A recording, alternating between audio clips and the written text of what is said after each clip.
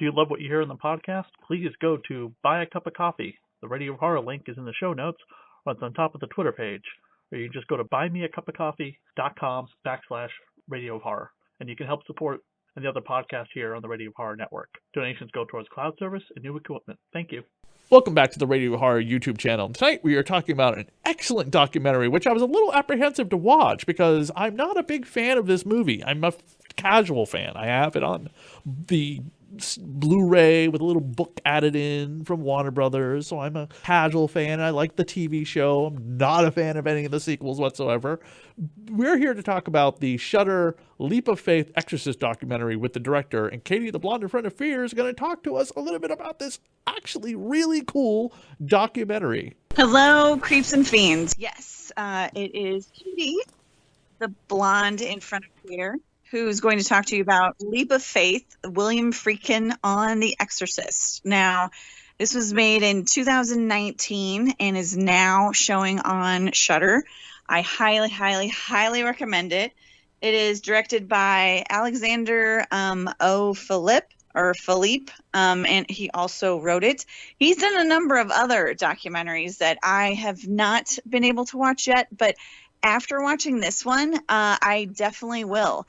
This, to me, is a masterclass in how to talk to a director and get everything you can out of them about the making of their film.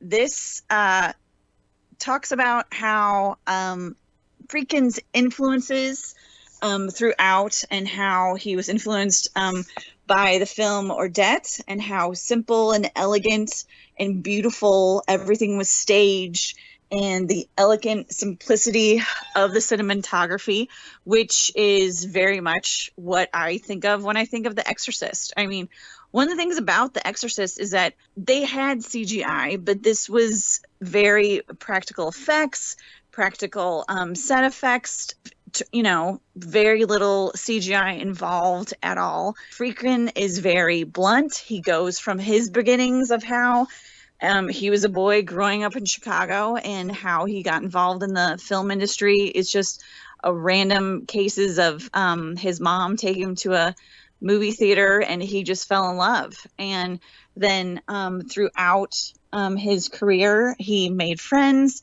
He, has won Oscars for The French Connection. He's made some of the incredible films, even besides The Exorcist. Killer Joe with Matthew McConaughey. If you have not seen that, kids, you definitely should. With The Exorcist, he has a quote that everything has to do with the mystery of faith or fate. An Exorcist is about the mystery of faith. It's interesting because the way that film is the mystery of, it's based on the mystery of faith, but everything about it was very fateful in the making of it. I mean, one of the things that I had no idea about, I mean, this movie is 47 years old. The character that is played by Jason Miller, who is Father Pappas, that character was actually cast, paid for. They'd done a couple of filming, and that was Stacy Keach. He was hired for that role. Friedkin saw Jason Miller in a play, and it's like when the first time we saw him in the play, he knew he was the one who should be playing Father Karras. And they let Stacy Keach go. They paid him his full amount that he was going to get on the shoot, which I think is very admirable, and actually what you should do, I think, legally. I mean, you got paid to be in a film, and that's what you should be doing. But it's just the fact that if Friedkin hadn't gone to that play, that character would not have been played by some completely different person. And I mean, Friedkin went with his gut throughout the filming on this. Like, people had told him not to do the opening sequence in Iraq, and he did. People had told, including the author of the book, told him not to do the opening sequence, and he did. Which, this is one of the things for any collectors out there. There is a first edition book of The Exorcist with William Friedkin's notes and handwriting in it. I can't even imagine how much that piece of literature would be worth right now. I'm thinking, gosh, maybe $1 million. I don't know. How much do books go for? Tens of thousands. That's something that I would like to get my hands on. And I don't necessarily collect books, but seeing his notes and what he said about that, that's like gimme. This throughout the documentary, he talks about the influences and how he was influenced by other films. He was influenced by art and like Caravaggio, people who wanted to get involved in The Exorcist and who, he thought they would be involved, and he was actually friends with them. And when they gave him suggestions, he's like, yeah, no, that's completely not what should be done. And then he kind of lost some friendships with that too, and they haven't talked even to this day. And that says a lot. Like, he's stuck with his guns because he was he wanted this film. He believed in this film. This was something that, I don't know. I mean, I've never known that much about Friedkin before. I know like I said, I know his films. I know he's a damn fine director. But then seeing him talk about this and his influences and what inspired him, and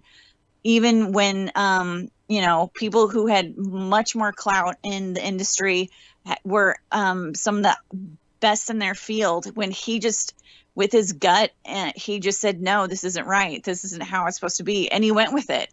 And I think for anyone who's an aspiring filmmaker, you should watch this film, because this really tells you, again, go with your gut. If you feel like this isn't what it's supposed to be, then don't do it.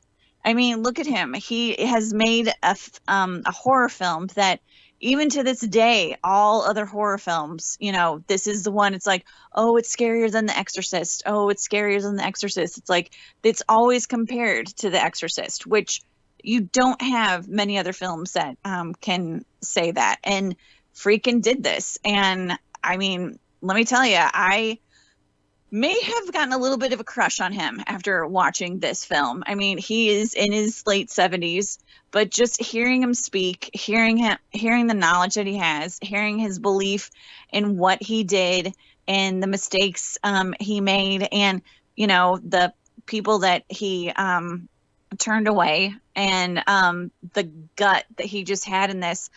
I loved it. In fact, I told Chris, if we're going to review something, I want to review this, because I think this is a very important documentary on a film that, is going to go down in horror history, and let alone film history. And I think if you're going to watch a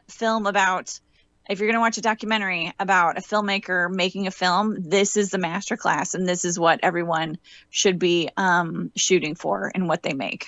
I was not expecting what I saw in the documentary. I have seen documentaries, I have Kickstarted documentaries that is just somebody sitting in a chair talking to you. And let me tell you, I find those documentaries to be incredibly boring. But thankfully they didn't do that. There was a witch documentary I saw that I kickstarted that was about the two people of this coven, just talking about the entire history of witches in Salem and the witch trials, and it was just them sitting in front of the fireplace. But I like the fact that they cutting back and forth the different things in the film to immerse you in what William was talking about while they went back to him as well. And I believe the guy who wrote the Exorcist book passed away like a couple years ago, right? Yes. Yeah. Okay. I didn't see The Exorcist until very late in life, and I don't mean like within the last couple of years. I mean, by the time I was an adult is when I saw The Exorcist for the first time. So I was desaturized by everything I've ever seen in horror movies up to that point. So I saw The Exorcist, and my first reaction was, well, that was something. But it didn't shake and move me, mainly because I wasn't as devoted maybe to Christ and God and religion and stuff. So it didn't have as much of an impact on me until years later when I started doing the show and I watched it again. And I saw it in theaters for an anniversary. Might have been the 40th anniversary. I don't know when it went back into theaters. It was the version you never saw. They put back in theaters with the spider walk and everything. But that made me appreciate the film a lot more, and I eventually picked it up on this cool little Blu-ray that came with like a book and a lot of great bonus material and stuff. This is definitely a documentary that if they put out on disc, I would add to my documentary film collection, and definitely appreciate with another watch sometime in the future. Maybe back to back with The Exorcist itself. And if you do have Shudder, I recommend checking it out. That actually is a very good idea. I agree. I would definitely watch this with The Exorcist afterwards, because again, it's all about the simplicity of the horror and what he did, and I think that's why it's it stood the test of time. It's more of a slow burn because there's not a lot of scary stuff in The Exorcist that happens, right and away. He calls it a mystery movie. And he does that purposely, and he talks about that. He talks about that in the documentary. And yeah, if I agree, if you're gonna watch this, watch The Exorcist and then watch this film. And I too, when I can buy it, the physical copy, I want to get my hands on it. Check out the rest of the videos and the reviews here on the Radio of Horror YouTube channel, and Cati over on her Facebook page, the Blonde in Front, and we'll be back in a couple weeks with another exciting review. Thank you, everybody.